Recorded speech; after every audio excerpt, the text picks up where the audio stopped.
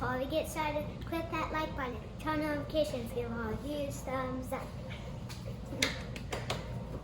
So I realize that sharing, it's hard, especially if you're an ex-Jehovah's Witness. Everybody is going through something different. I think sharing too, for me, means being very honest with myself and how I neglected being honest about what I saw in the organization and how I would always make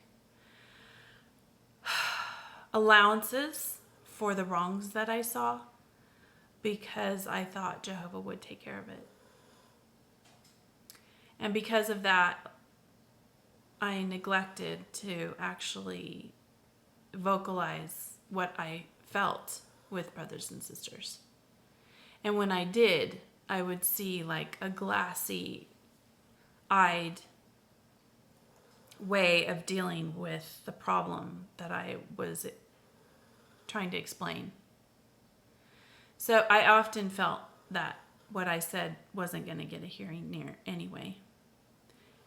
And as brought out by many other people on this platform, that generally when you expressed yourself about anything in the organization, one, there was a fear that you'd be, ratted out.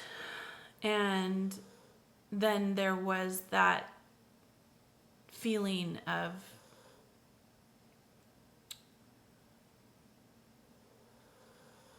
there wouldn't be the support that you would need that you would need when you actually explained what you were going through or what you had firsthand experienced.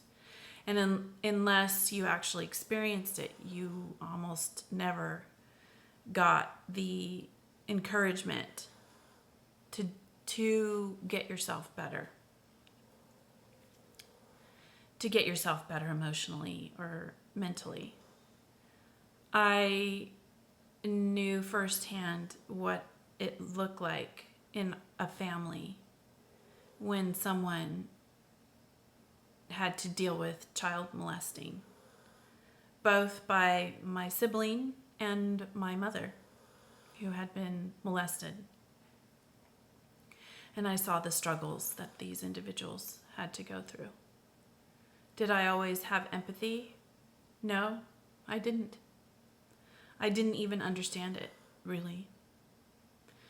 And so now, looking back, I realize how traumatic it must have been for both of these individuals, and especially for my brother, who was a child and had been molested, and both my parents, even though they went to the authorities, both had to follow the rules of the organization and shut up.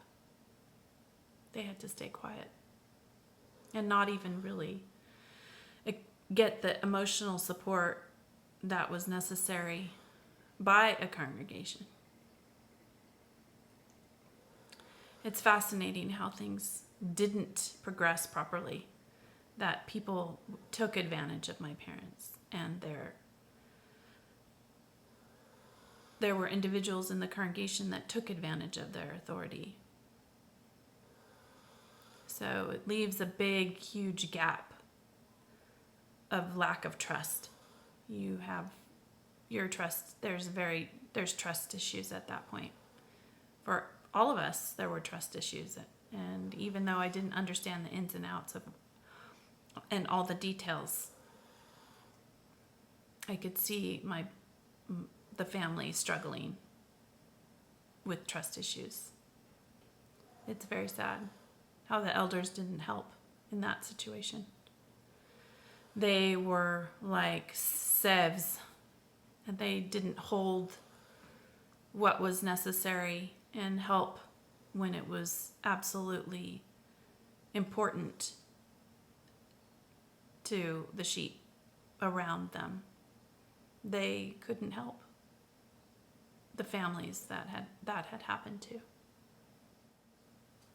I would hope that if you're suffering through something like this, that you would be able to get the help that you need, and to reach out to the outside world to get that help. There are places that you can go to that will help you. My mom did. And we saw other sisters that were suffering from what she was suffering. I would imagine that there are a lot more now.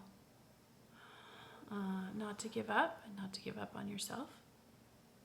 There are good people in the outside world that will help you get through whatever difficulties that you're experiencing if you've gone through traumatic situations in the congregation. And that if you are going through a traumatic situation in the congregation, that it would be best to share it with the outside world, and that you're not going to get the support from the elders or from the friends in the congregation. That is so important to be told that our family did not get the support that they needed. And because of that, they suffered. And they suffered in a long-term way. So, long-term, you have to look at it 15, 20 years down the line. And unless your family gets help, it's critical that you get the help that is necessary. If your child has been molested in a congregation, it's critical. There aren't enough words to explain how critical it is to get the help that you need and your family needs. Because I saw firsthand the experience of what happens to an individual when they don't. So, yeah, please do everything you can for your family. And I know as a father, I'm sure, this is Father's Day.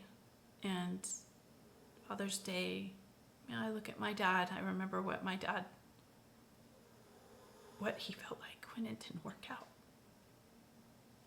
When things weren't properly taken care of, it can eat you up as a father because you didn't protect your children.